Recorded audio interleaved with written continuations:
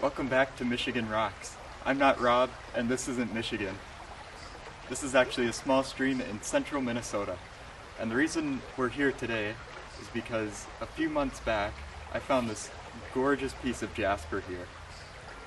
Now I've been trying to decide what I want to do with a beautiful piece of jasper like this. And I finally decided I think it would look really nice polished. But I don't have the tools or the knowledge to even begin attempting polishing a rock like this. So I asked Rob if he'd be willing to help me at all. And not only was he willing to help, but he's also letting me be in this video. So I'm going to hand this rock off to him, and in the meantime, I'm going to do some rock hounding around here. I found this rock upstream a ways, but I haven't rock hounded this place before, so I think it should be pretty good. If you want to see a video on that, check out my channel, 99 Rock Hounding. Alright, here you go, Rob. Thanks, Thomas. Well, that is a nice looking rock.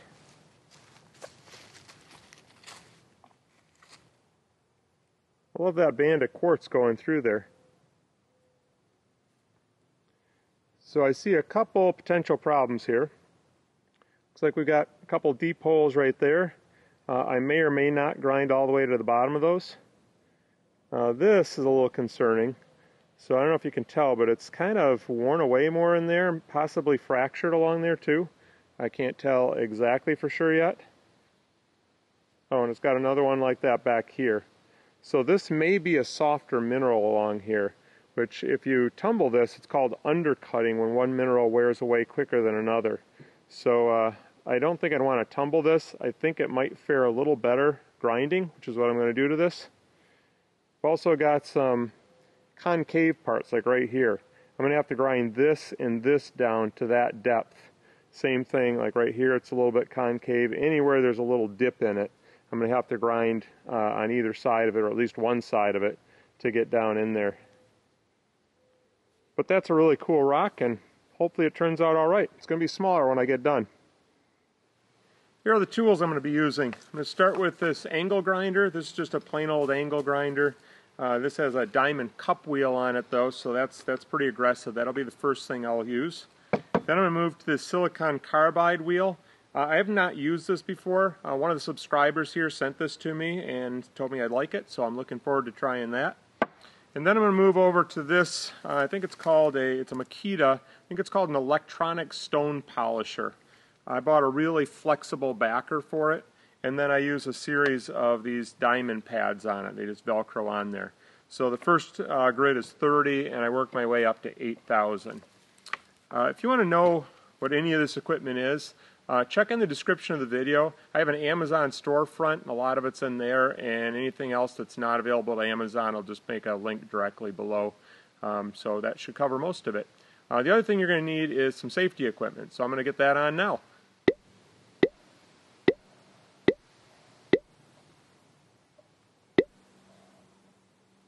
I feel like I'm ready to go to the grocery store.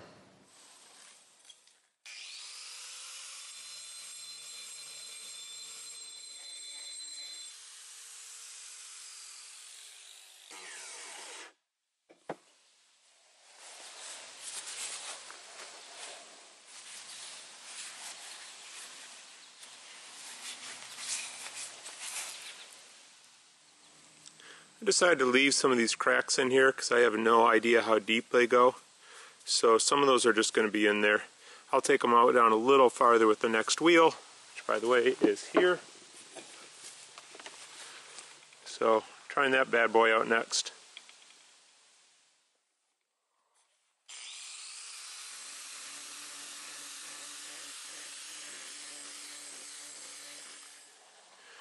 Alright, I don't know how much difference that made. Hopefully it made the next step a little easier. This 30 grit step is kind of frustrating because it takes forever now. But here goes. Let's tackle it.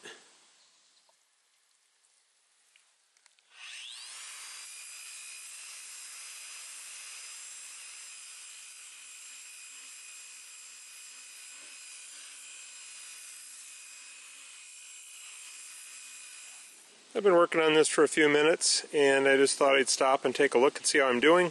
It helps a lot to dry it off if you ever do one of these on your own, but I can see some of those coarse wheel marks all over the place. See them all through here.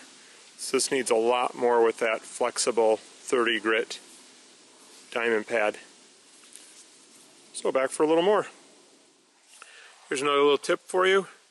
When you dry it off, circle the spots where you see scratches. So I'm working on 50 grit right now, and these spots I thought had enough scratches that I should hit them again. I'll probably go over pretty much everything again, but I'm going to make sure to focus on these spots where I saw the most scratches.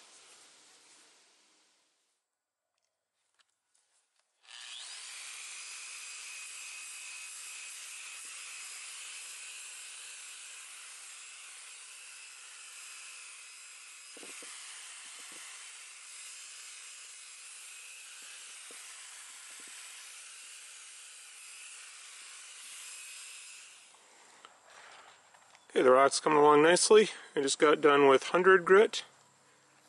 This is wet, so can't really see all the scratches right now. But I just learned something. The 100 grit pad was working faster than the 30 or the 50 grit pad, or so it seemed. And I think I figured out why. Here's the 30 grit, here's the 50 grit. I like to get my money's worth out of these things, and I think these should have been replaced, because just a newer pad, even though it's a finer grit, works a lot faster. So I gotta stop being so cheap and change these out a little more often. Okay, just got finished with 200 grit, and this is dry and starting to look pretty good. I just got done with the 3000 grit. This is dry, and this is where I used to stop because I bought a package of polishing pads and they went up to 3000. That was the end of them. Actually had to go to a different source to get higher grits. So now I have a 6000 and 8000. I just thought you might like to see it before I hit it with the 6000 and 8000 so you could see the difference. There it is, all done and all shiny.